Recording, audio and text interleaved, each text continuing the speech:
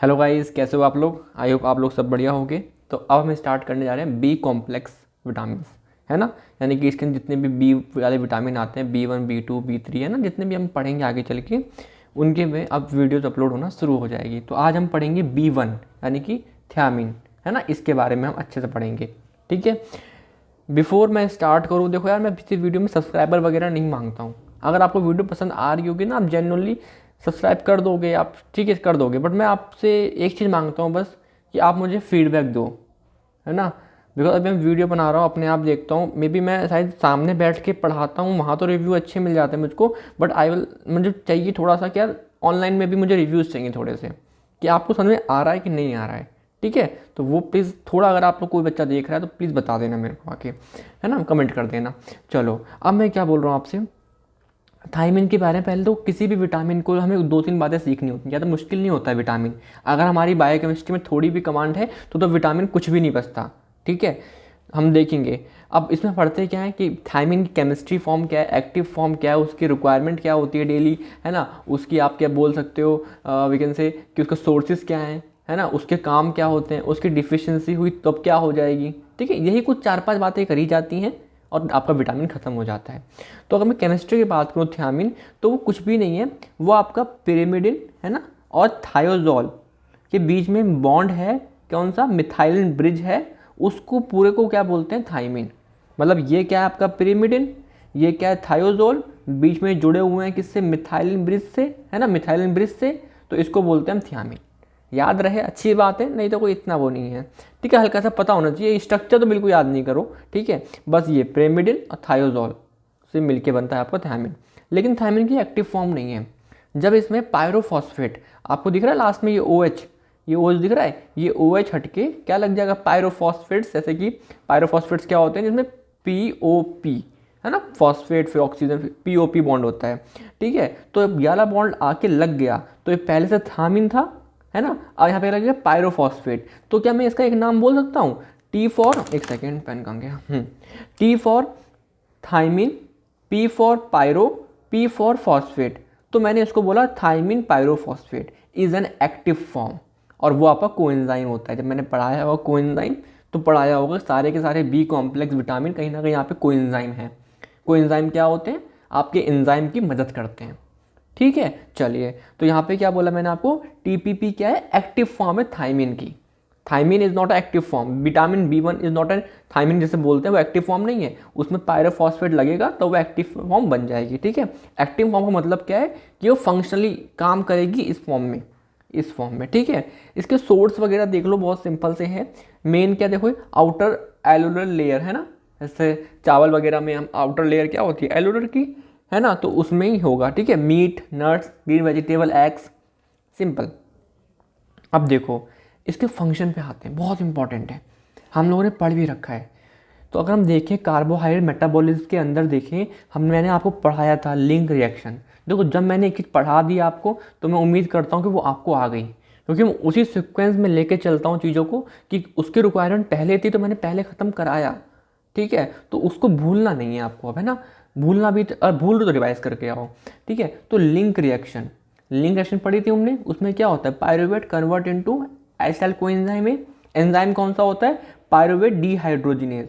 और उसके अंदर आप ध्यान करना, कोएंजाइम कौन सा था, TPP।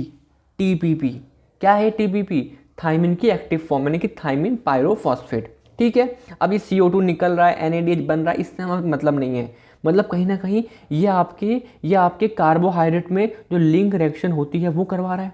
कितना इंपॉर्टेंट काम है। अगर मैं आपसे पूछूं कि अगर ये क्या करता है, एसिटाइल कोएंजाइम A, आप बोलोगे ये जाता है TCA में और ये बनाता है ATP। ATP मैंने बोला बिल्कुल ठीक बात, बिल्कुल ठीक बात। अगर मान लो किसी वजह से किसी इंसान के अंदर थायमिन की डिफिशियंसी हो गई, ये ख़त्म हो गया, ये कम है ना, तो ATP नहीं बन पाएंगी, तो उससे बॉडी में दिक्कतें आना शुरू हो जाएंगी, ठीक है। क्योंकि ATP जब नहीं होती है, तो आप खुद सोचो, सोडियम पोटेशियम पंप जो ATP के ऊपर काम करता है, वो ढंग से काम नहीं कर पाएगा, है ना। और जब वो काम ढंग से नहीं कर पाएगा, तो आपको न्यूरॉन्स वगैरह, नर्व वगैरह जो उस पे बेसिस पे काम करती हैं, वो ढंग से काम नहीं कर पाएंगी। तो एक डिस्कशन करेंगे उसके ऊपर फिर से। बट अभी मेरी बात समझो कि अब एक और चीज़ देखो, अब यहाँ पे मान लो TPP की डिफिशियंसी हो रही है, ठीक है। तो एसिटाइल कोएंजाइम ए एक काम और करता है यार, वो प्रिकर्सर है सिंथेसिस किसका, न्यूरोट्रांसमीटर। आप नाम सुना एसिटाइल कोलिन, सुना जरूर होगा, अगर आप फिजियो हल्की सी भी पढ़ते होगे तो ये नाम सुना होगा, एसिटाइल कोलिन, ऐसे लिखते हैं ACH, है ना, लिखा होगा। ठीक है, तो ये नहीं बनेगा तो क्या होगा हमारे पास, और ये सिंथेसिस ऑफ माइलिन, माइलिन की शीट होती है न्यूरॉन के ऊपर, एक्सॉन के ऊपर, वो भी नहीं बन पाएगी। तो आप देख रहे हो एसिटाइल कोएंजाइम ए कितना इंपॉर्टेंट काम कर रहा है। तो इसका मतलब जो B1 की रिक्वायरमेंट है normal functioning of nervous system के लिए भी ज़रूरी है ना। क्यों? क्योंकि अगर TPP थाइमिन नहीं होगा तो ये नहीं बनेगा, और ये नहीं बनेंगे तो आप क्या आप देख पा रहे हो, एसिटाइल कोलिन नहीं बन रहा है, माइलिन शीत नहीं हो रही है ना, और आपका ATP भी नहीं बन रहा है। ठीक है, तो इन सब से समझाना vitamin B1 is very much important for nervous system ढंग से काम करता रहे। और कहाँ देखा हमने विटामिन B1 को, अगर आप याद करो TCA साइकिल में, है ना, TCA साइकिल में एक एंजाइम था अल्फा कीटा ग्लूटाथाइड्रोजिनेज, जाके देखना वहाँ पे भी क्या है आपका TPP एक एंजाइम है। ठीक है, और कहाँ देखा आपने, आपने HMP शंट जब मैंने पढ़ाया था, ट्रांस कीटोलेज जहाँ जहाँ पे आ रहा था वहाँ पे आपका TPP एंजाइम आ रहा था, TPP को एंजाइम आ रहा था, यानी कि थाइमिन आ रहा था। ठीक है, तो ये कुछ हमने देखी, देखिए ना, एक दो जगह और आता है बट ठीक है, अभी हमने इतना पढ़ाया। ठीक है, इसकी RDA रिक्वायरमेंट देख लेते हैं। डेली इनटेक कितना रहता है इसका, 1 to 1.5 मिलीग्राम पर डे। ठीक है, बट ये क्या होता है ना, ये वेरी भी करता है, कोई इंसान क्या पता ज़्यादा कैलोरी का इनटेक करता हो, ज़्यादा बॉडी हो तो उसमें ही थोड़ा बढ़ जाएगा। ठीक है, जनरली एक इंसान 1500 से कितना आप बोल सकते हो, एक तो 1 पॉइंट है ना, 1 सेकेंड रुको, सिंपल लिखा तो है मैंने यहाँ पे, 0.5 मिलीग्राम पर 1000 कैलोरी चाहिए होती है, पर 1000 कैलोरी चाहिए होती है। मतलब कोई इंसान 1000 कैलोरी का खाना खा रहा है तो उसके पास 0.5 मिलीग्राम के आसपास उसका उस खाने में कम से कम B1 विटामिन होना चाहिए। ठीक है, तो ये हल्का सा है स्टैंडर्ड, बट आपको ये डाटा याद रखना है, 1 से लेके 1.5 मिलीग्राम पर डे एक इंसान को खाना चाहिए, डेली इंटेक होना चाहिए विटामिन B1 का। ठीक है, अब यहाँ पे समझते हैं विटामिन B1 की डिफिशियंसी हो गई तब क्या, तो उसे बोलेंगे हम बेरी, उस कंडीशन को बोलते हैं बेरी क्या, डिफिशियंसी ऑफ विटामिन B1। ठीक है, ये क्यों होता है, बिकॉज हम देखो मैंने बोला था आउटर लेयर ऑफ राइस में जहाँ पे एलुलर लेयर है ना, वहाँ प्रेजेंट होता है विटामिन B1। ठीक है, लेकिन कभी बार क्या होता है, हम एज अ स्टेपल फूड, यानी कि हमारे खाने का जो मैक्सिमम हिस्सा होता है वो पॉलिश राइस का होता है, तो उस वजह से दिक्कत होती है, बिकॉज पॉलिश राइस में वो आउटर लेयर एल्यूलर की लेयर हट गई, है ना, तो यार दिक्कत हो जाएगी। या फिर कोई इंसान क्रोनिक अल्कोहल पी रहा है तो उस वजह से थाइमिन का एब्जॉर्प्शन और थाइमिन का कन्वर्ट होना, थाइमिन से थाइमिन पायरोफॉस्फेट यानी कि उसका एक्टिव फॉर्म में बनना वो रुक जाता है, वो कम हो जाता है। ठीक है, और आप देखो डायरोटिक थेरेपी, यानी किसी का डायरोसिस वगैरह हो रहा है तो उससे आपका थाइमिन लॉस हो सकता है ना। यहाँ पे क्या लिखा है, हाइपरमेंसिस ग्रेविडियम, इसमें क्या होता है, एक मदर प्रेग्नेंट है, उसने वोमिट करी, फ्रिक्वेंटली वोमिट, है ना, तो उस टाइम पे मदर का विटामिन B1 कम हुआ तो बच्चे में भी कम हो जाएगा। ठीक है, तो वो भी कुछ रीज़न हो सकते हैं। तो ये कुछ रीज़न है कॉमन से जिस वजह से हमें विटामिन B1 की डिफिशियंसी देखने को मिलती है, और उसे बोलते हैं हम बेरी। अब मैंने बेरी विटामिन B1 की डिफिशियंसी को 3 हिस्सों में बांटा, या फिर किस बेसिस पे बांटा, नर्वस के बेसिस पे बांटा, कार्डियोवास्कुलर सिस्टम के बेसिस पे बांटा, और एज ऑफ द पेशेंट बांटा। मैंने क्या बोला, अगर वो बेरी यानी कि विटामिन B की डिफिशियंसी नर्वस सिस्टम को अफेक्ट करेगी तो मैं बोलूँगा ड्राई बेरी। अगर वो हार्ट वाले कार्डियोवास्कुलर सिस्टम को अफेक्ट करेगी तो बोलूँगा वेट बेरी। कैसे याद करें, कार्डियोवास्कुलर सिस्टम में लग रहा है आपको ब्लड होगा, ब्लड कैसा होता है, वेट, है ना, तो वैसे याद कर लो। अगर वो बेरी किसी बच्चे में है, चिल्ड्रन में है, क्यों, क्योंकि उसकी मदर माल नरिश्ड है, उस मदर जो अपने बच्चे को दूध पिला रही होगी उस मदर में ही विटामिन B1 कम है तो बच्चे में नहीं जा पा रहा, तो उसे बोलेंगे इन्फेंटाइल बेरी। तो मैंने 3 हिस्सों में बांट लिया बेरी को, विटामिन B1 की डिफिशियंसी को, dry beri, wet beri, infantile beri, depending upon कि वो नर्वस सिस्टम को इफेक्ट करेगी तो ड्राई बेरी, कार्डियोवास्कुलर सिस्टम को करेगी वेट बेरी, और किसी बच्चे में है ड्यू टू उसकी मदर मालनरिश थी, दैट्स वाई उसको बोलेंगे हम इन्फेंटाइल बेरी। ठीक है, चलो अब मैं क्या बोल रहा हूँ आपसे, ड्राई बेरी के बारे में थोड़ा सा देखते हैं क्या होगा। इसमें क्या होगा, आपका क्रोनिकली थोड़ी सी कम हुआ है, ज़्यादा कम नहीं, विटामिन B1 थोड़ा सा कम हुआ है। ठीक है। तो उसमें क्या क्या सिम्टम्स आएंगे साहब, देखो डिफ़िकल्टी इन वॉकिंग, टिंगलिंग, ये सब क्यों हो रहे हैं, बिकॉज B1 कम हुआ। तो यहाँ देखो विटामिन B1 कम हुआ तो ये वाला स्टेप नहीं हो पाएगा, एसिटाइल कोएंजाइम में नहीं बन पाएगा, है ना। तो ये न्यूरोट्रांसमीटर नहीं बन रहे हैं, है ना, माइलिन शीट ढंग से नहीं बन रही है, ठीक है, ATP ढंग से नहीं बन रही है। तो ये सब ही क्या करते हैं, ये सब ही सिम्टम्स लेके आते हैं, ठीक है। तो जो भी आप सिम्टम देख रहे हो, वोमिटिंग वगैरह कुछ भी है ना, severe muscular weakness because carbohydrate metabolism, ATP नहीं बन रही है, एनर्जी नहीं बन रही है ना, mental confusion in nervous system, यानी कि वो न्यूरॉन ट्रांसमीटर से काम नहीं कर रहे हैं, ठीक है। तो वही कॉमन सेंस लगाना कि अच्छा न्यूरो नर्व्स काम नहीं, मतलब एक तरीके से न्यूरो ट्रांसमीटर से काम नहीं कर पा रहे हैं, ढंग से बन नहीं पा रहे हैं, तो इसको क्या क्या दिक्कत होंगी, है ना, ढंग से ब्रेन न्यूरॉन ढंग से काम नहीं कर रहे हैं।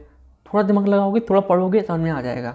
ऐसा नहीं है कि मैंने इतने लिख दिए तो आप भी इतने लिखोगे, नहीं, ऐसा थोड़ा ना होता है। पेपर में आपको 2-4 याद आ जाए, ठीक है, लिख दो, है ना। चलो वेट वेरी वेरी में आते हैं कि जब ये डिफिशियंसी जो स्लाइटली थी ये थोड़ी और ख़तरनाक हो जाए, है ना, मोर सीवियर हो जाए। पहले ड्राई बेरी बेरी हुई, हल्की सी कमी हुई बहुत समय तक, और फिर अगर वो और कम हो गई, है ना, डिफिशियंसी इज मोर सीवियर, तो आपका न्यूरोलॉजिकल सिम्टम्स जो आ रहे थे यहाँ पे, उसके साथ साथ आपका कार्डियोवैस्कुलर सिस्टम, यानी कि हार्ट में आपको इन्लार्जमेंट, आपको टेकिकार्डिया, आपको एडिमा, है ना, देखने मिलता है। ये समझते हो, हार्ट बीट का बढ़ना, है ना, हार्ट बीट का बढ़ना, ये सब भी दिखेंगे। तो वेट वेरी वेरी थोड़ी सी और डेंजरस बन जाती है, बिकॉज इसमें आपकी डिफिशियंसी में न्यूरोलॉजिकल सिम्टम तो आ ही रहे थे पहले पहले, बट साथ में अब कार्डियोवैस्कुलर सिस्टम भी ऐड ऑन हो गए हैं, ठीक है। इन्फेंटाइल वेरी वेरी कुछ भी नहीं है यार, इसमें ब्रेस्ट फेड इन्फेंट है, वही तो बच्चा दूध पीता है माँ का, लेकिन माँ में ही क्या है, इनएडिक्वेट थायमिन का इंटेक है, थायमिन की कमी है, तो बच्चे में हो जाएगी, तो उसे बोलेंगे इन्फेंटाइल बेरी, ठीक है। अब कैसे हम पता लगाएंगे किसी, तो ऐसा सिंपल सा एक पॉइंट था, मैंने लिख दिया कि जो हॉरिजॉन्टल रिजेस होंगी इन नेल्स इन थायमिन डिफिशियंसी में देखने को मिलती हैं हमको। आप नेल देखोगे ना, उसमें अगर हॉरिजॉन्टल ऐसे ऐसे करके कुछ, है ना, आ रहे होंगे, तो आप समझ जाओगे कि थायमिन डिफिशियंसी है, ठीक है। चलो अब यहाँ पे एक चीज़ आती है आपको, वर्निक कोरसकॉफ सिंड्रोम, ये मैंने पढ़ा रखा है। थायमिन जब पढ़ा, एक सेकेंड, जब मैंने आपको PDH कॉम्प्लेक्स पढ़ाया होगा, कहाँ पे, मेटाबॉलिज्म ऑफ कार्बोहाइड्रेट में, वहाँ पढ़ाया था, बट फिर से देख लो एक बार।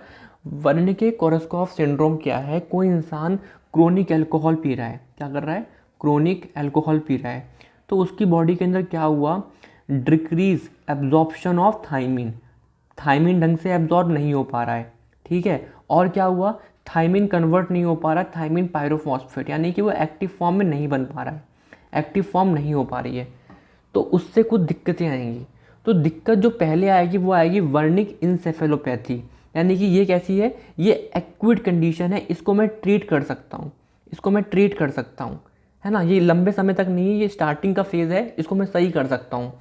इसमें दिक्कत क्या क्या आएगी, इसमें ऑप्थेल्मोप्लेगिया, यानी कि आपको आइज़ वाली प्रॉब्लम, ड्रॉपिंग ऑफ आइज़ देखने को मिलेगी आपको, है ना, आपको एटेक्सिया, उसका जो गेट होगा, चलने का तरीका होगा, वो उसमें थोड़ी दिक्कत आएगी, ग्लोबल कन्फ्यूज़न, थोड़ा न्यूरोलॉजिकल सिस्टम खराब रहेगा। तो ये क्या है, वर्निक इंसेफेलोपैथी, ठीक है। बट इसका इलाज नहीं कराया और छोड़ दिया, लंबे समय के लिए छोड़ दिया, तो वो नहीं क्रोनिक कंडीशन, और उसे बोलेंगे हम कोरेस्कॉफ सिंड्रोम, जिसमें आपका ये फीचर तो आएंगे, ये ट्रायंगल तो आएगा, बट साथ में एमेंशिया, यानी कि थोड़ा भूलने की, है ना, थोड़ा बहुत याददाश्त की प्रॉब्लम आना शुरू हो जाएगी। तो इसका कोई ट्रीटमेंट नहीं है, इसका कोई ट्रीटमेंट नहीं होगा, ठीक है। तो ये क्या बताता है आपको कि हमें, मतलब कि जल्दी इलाज मिल जाए तो बच जाता है, वाकई रिकवरी हो जाती है, बट अगर लेट हुआ, ये एक्यूट से क्रोनिक कंडीशन में आया, वैसी दिक्कत आ जाएगी और बढ़ जाएगी, ठीक है। तो यहाँ पे क्या लिखा है, ये सब सिम्टम्स क्यों आ रहे हैं, बिकॉज ATP ढंग से काम नहीं कर रहा है, ATP बन ही नहीं रहा है। ATP क्यों नहीं बन रहा है, आप खुद सोचो ना यार, ये एंजाइम ढंग से काम नहीं कर रहा है, थायमिन पायरोफॉस्फेट, तो ये स्टेप नहीं हो पाएगा ढंग से, और ये स्टेप जरूरी है ना यार, ग्लाइकोलिसिस के बाद होता है लिंक रिएक्शन, TCA वगैरह भी नहीं हो पाएगी, तो क्या होगा, ATP कम बनेंगे, और ATP कम बनेंगे तो आप देखो सोडियम पोटेशियम पंप है आपका, वो ढंग से काम नहीं कर पाएगा। आप देख पा रहे हो एसिटाइल कोलिन ढंग से काम नहीं कर पा रहा है, आप देख रहे हो माइलिन, है ना, माइलिन भी एक तरीके से क्या बोल रहे हो, नहीं बन पा रहा है, ठीक है। तो ये सब सिम्टम्स क्रिएट करते हैं, ठीक है। तो आई होप आपको समझ में आया होगा। तो इतना ही है ना, हाँ, इतना ही है आपका क्या, आपका विटामिन B1, ठीक है। अगला पढ़ेंगे विटामिन B2, कोई भी आपका फीडबैक हो, है ना, मुझे बताना। कहीं पे भी स्कोप ऑफ इम्प्रूवमेंट हो मुझे बताना। कहीं पे भी आपको लगे हाँ समझ में आपको आ गया है तो मुझे बताना। ठीक है, कैसे बताओ, कमेंट कर दो यार, सिंपल है ना। चलिए ठीक है, थैंक यू, बाय।